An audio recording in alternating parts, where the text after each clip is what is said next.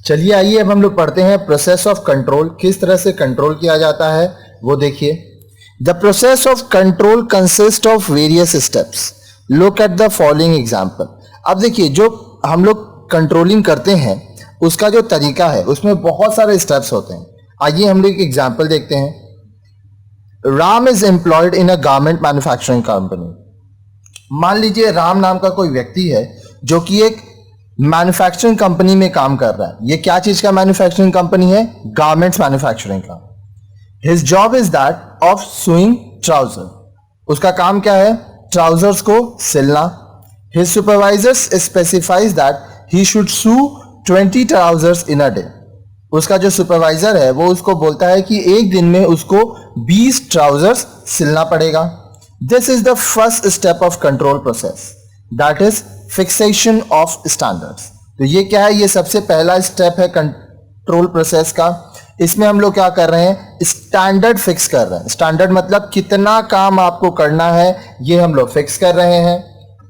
At the end of the day the supervisor counts and finds that Ram has completed only 18 trousers. अब देखिए जब दिन पूरा हुआ सुपरवाइजर आया और देखा कि राम सिर्फ 18 ट्राउजर ही बनाया है। Thus, the measurement of performance is the second step in the control process. तो उसके बाद क्या हुआ? Measurement of performance. राम का परफॉर्मेंस क्या था? 18। कौन मेजर किया? उसका supervisor. Then he compares it with the standards. उसके बाद राम का जो सुपरवाइजर है वो स्टैंडर्ड्स के साथ इसको कंपेयर किया। This is the third step of the control process called comparison of performance with the standard. अब आप जो स्टैंडर्ड्स रखे थे उसके साथ कंपैरिजन करोगे जो एक्चुअल परफॉर्मेंस हुआ है। While comparing the performance of the other workers, he finds that the two workers have produced less than the standard. अब देखिए और भी वर्कर्स होंगे वहां पे, तो सबके साथ कंपेयर करने के बाद पता चला कि 2 वर्कर ऐसे हैं जो स्टैंडर्ड से कम काम किए हैं। स्टैंडर्ड क्या था? 20, मतलब 20 से कम काम किए हैं। When the supervisor tries to ascertain the reasons for the poor performance, he finds that machines on which the other 2 workers were working had developed some fault. जब वो ये पता किया, कौन? सुपरवाइजर, कि क्या रीजन था कि ये 2 सुपरवाइजर्स के जो वर्कर हैं इनका काम कम हुआ, तो उनको पता चला कि जो मशीन में वो वर्कर्स काम कर रहे हैं उस मशीन में गड़बड़ी है। This is the fourth step in controlling and is known as ascertaining reason for deviation. ये चौथा स्टेप है कंट्रोलिंग का जिसमें ये देखा जाता है कि जो डेविएशन हुआ है उसका रीजन क्या है। In order to avoid such unexpected defects in machinery in future, the supervisor decides that every day there will be an inspection of all tools and equipments. तो इस चीज को हटाने के लिए ये जो अनएक्सपेक्टेड डिफेक्ट्स है मशीन का ये वापस ना हो, इसलिए सुपरवाइजर क्या डिसाइड किया कि हर रोज जो टूल्स है, इक्विपमेंट्स है, उनका इंस्पेक्शन होगा, उनका जांच होगा। This is corrective action. ये हो गया corrective action which is the 5th and last step in controlling. तो ये आपका 5वां स्टेप है कंट्रोलिंग का। तो ये देखिए कंट्रोल प्रोसेस है, इस डायग्राम से आप समझ पाएंगे। देखिए सबसे पहला फिक्सेशन ऑफ स्टैंडर्ड, दूसरा मेजरमेंट ऑफ परफॉर्मेंस, तीसरा comparison of performance with standards, चौथा assessment of reasons for deviation, 5वां करेक्टिव एक्शन। चलिए इसके बारे में हम लोग पढ़ेंगे अब कि ये क्या है। देखिए सबसे पहला है एस्टैब्लिशिंग ऑफ स्टैंडर्ड। आप पहले जो स्टैंडर्ड है वो एस्टैब्लिश करोगे। Setting standard is the first requirement of control. Control का जो सबसे पहला रिक्वायरमेंट है वो ये है कि आप स्टैंडर्ड सेट करोगे। स्टैंडर्ड सेट करने का मतलब हुआ कि कितना काम करना है ये चीज आप पहले बताओगे। Standards arise out of plans and provides the basics of comparison. अब स्टैंडर्ड्स क्या है? ये प्लान से आता है और ये बेस होता है जिससे कंपैरिजन किया जाएगा। There can be different type of standards. Example, number of units to be produced per hour, cost of production per unit, permissible quantity of scrap and wastage per day, quality of the products and so on. तो अब देखिए अब जो ये standards हैं ये अलग अलग टाइप्स के होंगे। जैसे एक दिन में कितना प्रोडक्शन करना है, ठीक है, per unit cost of production क्या होना चाहिए, ये हो सकता है। फिर कितना स्क्रैप और वेस्टेज आप एक दिन में कर सकते हो, क्योंकि कोई कोई प्रोडक्ट ऐसा होता है जहां पर आपका स्क्रैप और वेस्टेज होगा ही होगा। साथ ही साथ क्वालिटी ऑफ द प्रोडक्ट ये क्या होना चाहिए, ये सब चीज को ध्यान में रखना पड़ता है। As far as possible, the standards should be laid down in quantitative terms. अब जितना हो सके जो स्टैंडर्ड्स आप बनाए उसको आप क्वांटिटेटिव टर्म्स में करें, मतलब वो टर्म्स में करें जिसको आप गिन सके, क्योंकि क्वांटिटी गिनना आपके लिए आसान होगा लेकिन क्वालिटी आप गिन नहीं सकते। A quantitative standard provides a concrete measure and helps in comparison. आप क्वांटिटिव स्टैंडर्ड से क्या होता है, आपका मेजरमेंट एकदम सही होता है और आप अच्छे से कंपेयर कर पाते हो। It is equally important that the standards fixed are realistic and attainable, neither too high nor very low. अब देखिए ये भी इंपॉर्टेंट है कि जो स्टैंडर्ड्स आप रख रहे हो वो रियलिस्टिक हो, मतलब ऐसा कुछ हो जो पूरा किया जा सके। साथ ही साथ ये जो स्टैंडर्ड है ये बहुत ज्यादा ना हो, साथ ही साथ बहुत कम ना हो। If these are too high, employees will be discouraged. अगर मान लीजिए आपका स्टैंडर्ड्स बहुत हाई है तो क्या होगा, एम्प्लॉयज उसको पूरा नहीं कर पाएंगे, फिर वो डिस्करेज हो जाएंगे, उनको ये लगेगा कि उनसे काम होगा ही नहीं। Next, on the other hand, if these are too high, the organization will operate at a lower efficiency level leading to higher cost.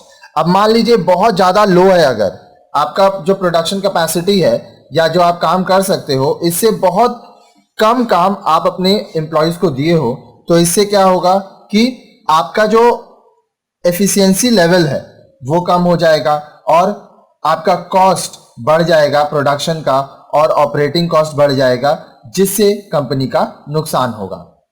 When standards may not be achieved fully, a range of tolerable deviation should also be fixed. अगर मान लीजिए जो आप standard दिए हो, जो आप target दिए हो, अगर वो टारगेट पूरा नहीं हो रहा है तो भी कोई बात नहीं है, कुछ कुछ जगहों पर आप डेविएशंस अलाउ भी करोगे। This can be expressed in terms of minimum और मैक्सिमम लिमिट। अब देखिए ये जो डेविएशंस है, आप ये मिनिमम लिमिट होगा और मैक्सिमम लिमिट होगा इसका। Performance within the permissible range में not require any corrective action. अब जो परफॉर्मेंस है, अगर मान लीजिए आप स्टैंडर्ड रखे हो 20, ठीक है, आप बोल रहे हो कि देखिए आप बहुत कम तो 15 तो आपको बनाना ही होगा, ठीक है, तो अगर आपका काम इसके बीच में हुआ, ठीक है, तो आपका परफॉर्मेंस जो है वो ठीक है, करेक्टिव एक्शंस की ज्यादा जरूरत नहीं है, क्योंकि कंपनी भी ये जानता है वो मिनिमम एक ऐसा स्टैंडर्ड है जो आसानी से पहुंचा जा सकता है, और मैक्सिमम वो है जो कंपनी चाहता है अगर पहुंचे तो कंपनी का ज्यादा फायदा हो। Next, measurement of performance. अब जो काम हो रहा है उसको मेजर करना, परफॉर्मेंस मेजर करना जो बहुत जरूरी है। मान लीजिए आपके यहाँ पे अगर 3 एम्प्लॉय काम कर रहे हैं और तीनों एक ही चीज कर रहे हैं, तो आपको ये देखना होगा कि कौन सा एम्प्लॉय अच्छा कर रहा है, कौन सा एम्प्लॉय खराब काम कर रहा है, ताकि चीजों को आप सुधार सकें। When standards are established, the next step is to measure the performance at regular intervals. अब एक बार आप टारगेट दे दिए, स्टैंडर्ड दे दिए, उसके बाद आपका काम क्या रहेगा कि आप थोड़े थोड़े समय पे आके ये चेक करते रहें कि काम जैसे आप प्लान किए थे, जैसा आप स्टैंडर्ड्स दिए थे, टारगेट दिए थे, उस हिसाब से हो रहा है या नहीं हो रहा है। Measurement is not difficult in case of physical operations. Example, units produced, cost incurred, time spent, etc. as these can be easily measured. अब देखिए जब कोई फिजिकल ऑपरेशन होगा, जैसे कितना यूनिट्स प्रोडक्शन हुआ, कॉस्ट कितना लगा, कितना समय दिया गया, ये सब आप आसानी से नाप सकते हो, मेजर कर सकते हो। Performance can be measured by observation, inspection and reporting. अब जो परफॉर्मेंस है वो कैसे आप देखोगे, काम को ऑब्जर्व करोगे, आप इंस्पेक्शन करोगे, रिपोर्टिंग करोगे, तो ये सब से भी आप मेजरमेंट करोगे। Generally at lower levels a detailed control is exercised at frequent intervals on the basis of observation and inspection. अब देखिए जो लोअर लेवल होता है जहां पे वर्कर्स होते हैं आपके, वहां पर डिटेल कंट्रोल होता है, ठीक है, ऑब्जर्वेशन किया जाता है, इंस्पेक्शन किया जाता है, लोगों के काम पर ध्यान रखा जाता है।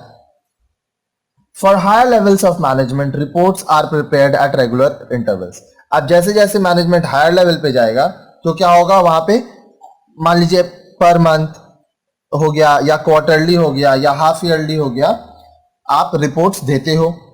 Performance should be measured as early as possible so that if a corrective action is called for it may be taken in time. अब जो परफॉर्मेंस है वो जितना जल्दी आप मेजर करोगे उतना अच्छा है, क्योंकि अगर मान लीजिए आपको कुछ करेक्शंस करना है तो वो आप समय रहते कर पाओगे. Next, comparison of performance with standards. अब जो आप टारगेट रखे थे, स्टैंडर्ड्स रखे थे और जो एक्चुअल काम हुआ है उसके बीच में आप कंपैरिजन करोगे. The next step is the control process is comparison of actual performance against the standards. जो एक्चुअल परफॉर्मेंस हुआ और जो स्टैंडर्ड बोलो या टारगेट बोलो आप दिए थे उसमें कंपैरिजन होगा. In case the standard set are well defined and can be measured objectively, comparison becomes very simple. अब मान लीजिए जो स्टैंडर्ड्स है वो इस तरह से सेट किया गया है कि आप आसानी से उसको कैलकुलेट कर पा रहे हो, तो आपके लिए कंपैरिजन करना बहुत आसान होगा. But in case of activities where it is difficult to develop measurable quantitative standards, the measurement and appraisal of performance becomes difficult. अब मान लीजिए कोई ऐसा सिचुएशन है जहां पे आप क्वांटिटी में नहीं देख पा रहे हो कि क्या स्टैंडर्ड में काम हुआ था, तो उस सिचुएशन में जो मेजरमेंट है और अप्रेजल है परफॉर्मेंस का वो डिफिकल्ट हो जाएगा. फॉर एन एग्जांपल, मान लीजिए आप अपने एम्प्लॉयज को बोलते हो कि हर एक एम्प्लॉय को हर रोज 100 पीस कोई प्रोडक्ट बनाना है, तो ये आप क्वांटिटेटिव है, इसको आप कैलकुलेट कर सकते हो. लेकिन अगर मैं क्वालिटी की बात करूं तो आप क्वालिटी को मेजर नहीं कर सकते हो, हर एक एम्प्लॉय का क्वालिटी मेजर नहीं कर सकते हो. ठीक है. Comparison of actual and standard performance may lead to 3 possible outcomes. अब देखिए, एक्चुअल परफॉर्मेंस और स्टैंडर्ड परफॉर्मेंस में 3 चीज हो सकता है, 3 सिचुएशन होगा. एक्चुअल परफॉर्मेंस में भी, अब जो आपका एक्चुअल परफॉर्मेंस है वो क्या होगा, इक्वल टू, मोर देन और लेस देन दी स्टैंडर्ड्स. अब देखिए ये क्या है. मान लीजिए आप बोले हो कि एक दिन में आपको 20 यूनिट्स बनाना है. इक्वल टू मतलब आपका एम्प्लॉय 20 यूनिट्स बनाया, more than 20 plus, less than 20 से कम बनाया है, मान लीजिए 18 पीस 19 पीस बनाया है. तो ये 3 सिचुएशन ही हो सकता है. If actual performance is equal to standard, managers need not to take any action, but where deviations are noticed, corrective actions becomes necessary. अब मान लीजिए आप 20 बोले थे और 20 यूनिट प्रोडक्शन हुआ है या काम हुआ है, तो यहाँ पे जो मैनेजर्स है उनको कोई एक्शन लेने का जरूरत नहीं है. लेकिन अगर कोई डेविएशन हो रहा है, बदलाव हो रहा है और वो देखा जा रहा है, तो उसको करेक्ट किया जाना चाहिए. The managers should ascertain whether these deviations are within the permissible range or outside. अब ये मैनेजर को देखना पड़ेगा कि ये जो डेविएशन हो रहा है, ये जो चेंज हो रहा है या ये जो गलतियां हो रही हैं, ये परमिसेबल है कि नहीं, अलाउड है कि नहीं. अगर अलाउड है तो ठीक है, अलाउड नहीं है तो फिर इसको करेक्ट करना पड़ेगा. Corrective action becomes necessary only for deviations which fall outside the permissible range. अब जो आपका परमिसेबल रेंज है, जैसे मान लीजिए आप 20 यूनिट बोले थे, आप बोले थे मिनिमम 15 तो होना ही चाहिए. अब ये आपका परमिसेबल रेंज हो गया. अगर इसके आर पार कुछ हो रहा है तो ही आपको करेक्टिव एक्शंस लेना है. अब देखिए डेविएशंस होता क्यों है, detecting the reason for deviations. अगर आप जो काम बोले हो उस हिसाब से काम नहीं हो रहा है तो क्या रीजन है डेविएशन का, आइए इसको समझिए. Before taking any corrective actions, manager should try to ascertain the reasons for the occurrence of deviation. अब देखिए आप मैनेजर हो, आप जो स्टैंडर्ड्स दिए थे उस स्टैंडर्ड्स के हिसाब से काम नहीं हो रहा है, तो आप क्या करोगे, चीजों को करेक्ट करना चाहोगे. करेक्ट करने के लिए आपको यह भी तो पता होना चाहिए कि जो डेविएशंस है वो क्यों हो रहा है, क्या प्रॉब्लम हो रहा है टारगेट को अचीव करने में. The fault may be that standard fixed were unattainable rather than the subordinates inefficiency. अब देखिए ऐसा भी हो सकता है कि आप टारगेट इतना ज्यादा दे दिए हो कि वो पूरा ही नहीं किया जा सकता है. ठीक है, यहाँ पे जो आपका एम्प्लॉय है वो इनएफिशिएंट नहीं है, आपका टारगेट जो है वो बहुत ज्यादा है. Again the deviations might have been caused by the nature of instructions issued by the manager rather than due to subordinates mistake.